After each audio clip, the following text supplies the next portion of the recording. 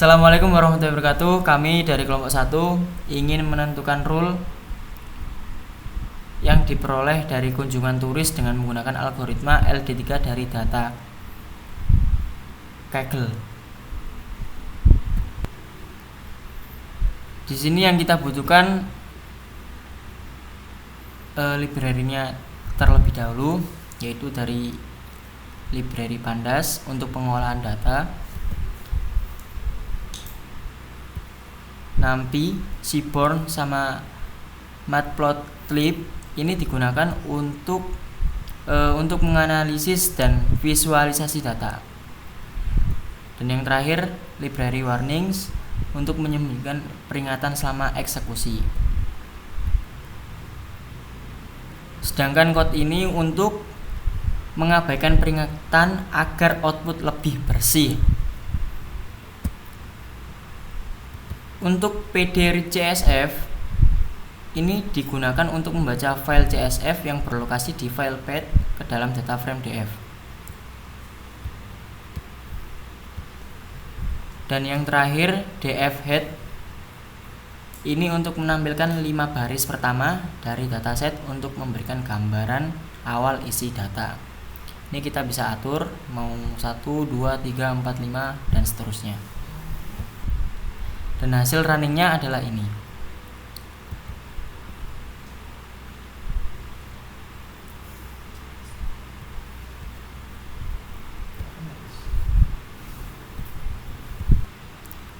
Lanjut yang kedua, ini df is null. df is null menghasilkan data frame baru dengan nilai true untuk sel yang memiliki nilai nan kosong dan false untuk sel lainnya. Dan sum menjumlahkan nilai true dalam kurung dianggap sebagai 1 ya, di setiap kolom, sehingga memberikan jumlah nilai yang hilang per kolom. Dan missing values ini memfilter hanya kolom yang memiliki jumlah nilai yang hilang lebih dari 0, sehingga hanya kolom dengan nilai hilang yang akan ditampilkan. Hasil runningnya akan seperti ini. Lanjut untuk kode yang ini,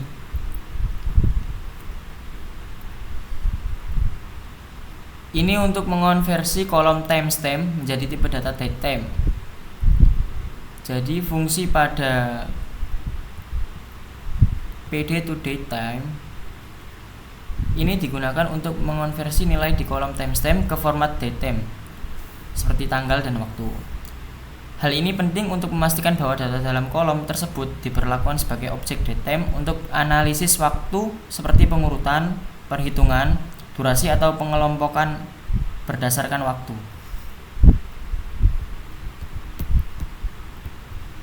Lalu untuk code yang ini df.dtypes ini untuk menghasilkan tipe data untuk setiap kolom dalam data frame seperti int64, float64, objek atau datetime64ns. Dan hasil runningnya seperti ini, akan muncul seperti ini. Lanjut kita ke code berikutnya. Di kode ini kita menggunakan pustaka Seaborn dan Matplotlib yang sudah kita import tadi untuk membuat histogram distribusi jumlah pengunjung visitor count berdasarkan data di kolom visitor count dari data frame DF. Nah, di sini SNS hisplot ini membuat histogram untuk menampilkan distribusi data parameter. Parameternya berikut ini. Nah, ini parameternya. Lanjut PLT title. Nah, ini digunakan untuk menambahkan judul pada plot. Dan yang bawahnya lagi ini digunakan untuk memberikan label pada sumbu X dan Y. Ininya juga. Nah, PLT show ini untuk menampilkan plot ke layar, dan hasil runningnya seperti ini, akan muncul seperti ini. Lanjut untuk poin slide 15, SRS Blogspot berfungsi untuk membuat Blogspot untuk mengevaluasikan distribusi data berdasarkan parlemen kategori. Xsensor menampilkan kategori musim di sumbu X. Y Visualcon menampilkan jumlah pengunjung pada sumber Y, dan data DF mengambil data dari Draftman DF. PLT title, fungsi daripada PLT title yaitu menambahkan judul pada grafik seperti ini. Dan PLT X label memberikan label pada sumbu X dan Y. PLT slow yaitu menampilkan plot ke layar.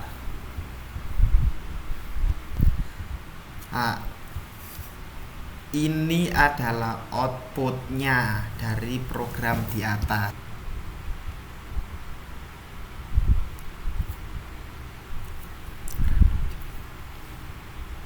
Untuk poin 16 ini masih sama ya, kita menggunakan Seaborn dan Matplotlib untuk membuat scatter plot ini, dimana yang menunjukkan hubungan antara tingkat pengguna sumber daya, resource usage, dan kepuasan pengunjung, visitor, dengan kategori musim sebagai penanda warna.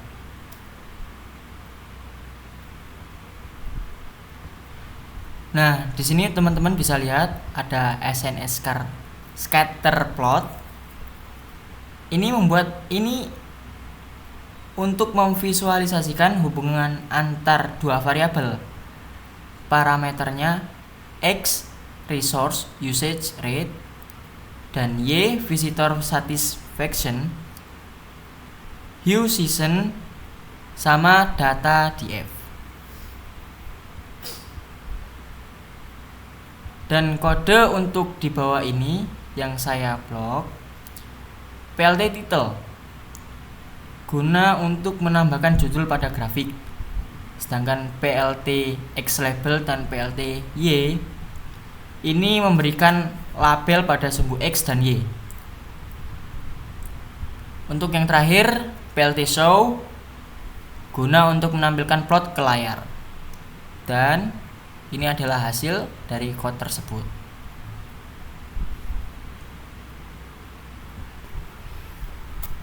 Lanjut, kita ke code berikutnya, yaitu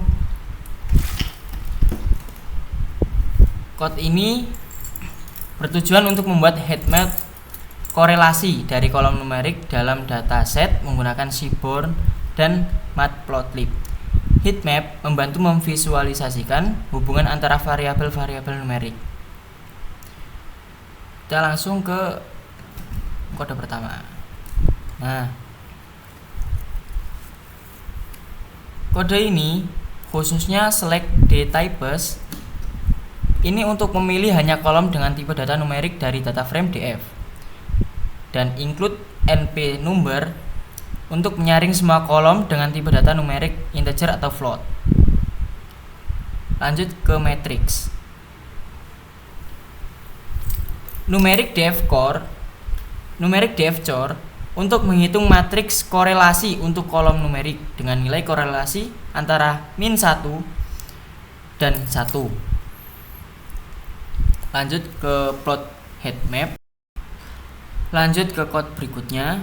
Untuk PLT figure fixed size ini untuk mengatur ukuran heatmap. Dan sans heatmap, code inilah yang saya blok. Ini SNS heatmap untuk membuat heatmap dari matriks korelasi. Not true menampilkan nilai korelasi di setiap sel. FMT2F untuk menampilkan nilai dengan 2 desimal. CMAP Coolworm ini untuk skema warna dari biru yang berarti negatif ke merah yang berarti positif. PLT detail ini untuk menambahkan judul pada plot. Dan yang terakhir PLT show guna untuk menampilkan heatmap ke layar. Nah, ini adalah contoh output dari codingan tersebut. Kalian bisa lihat dan pahami. Nah, lanjut kita ke poin terakhir.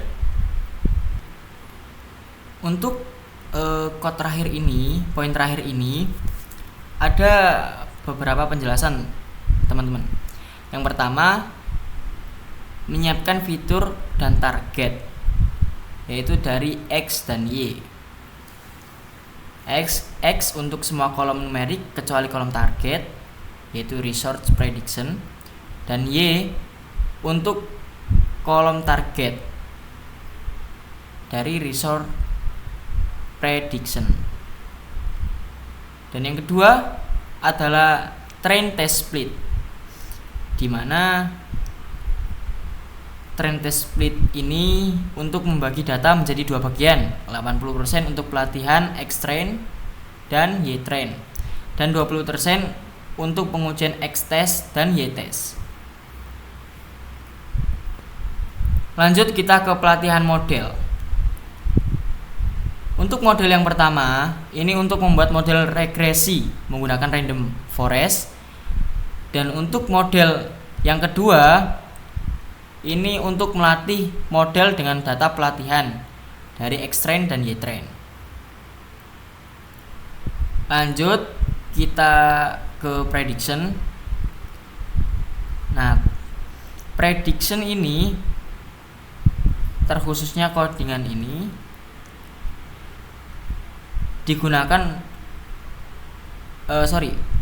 menggunakan model yang telah dilatih untuk memprediksi nilai pada data pengujian X-test.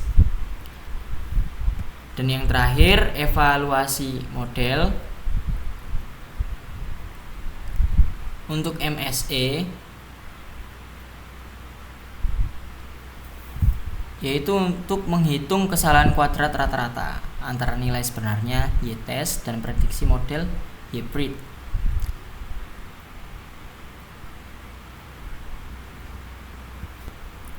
Dan untuk RMSE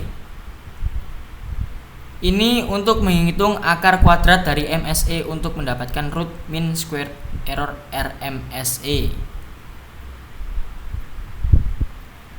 Dan hasil outputnya adalah seperti ini.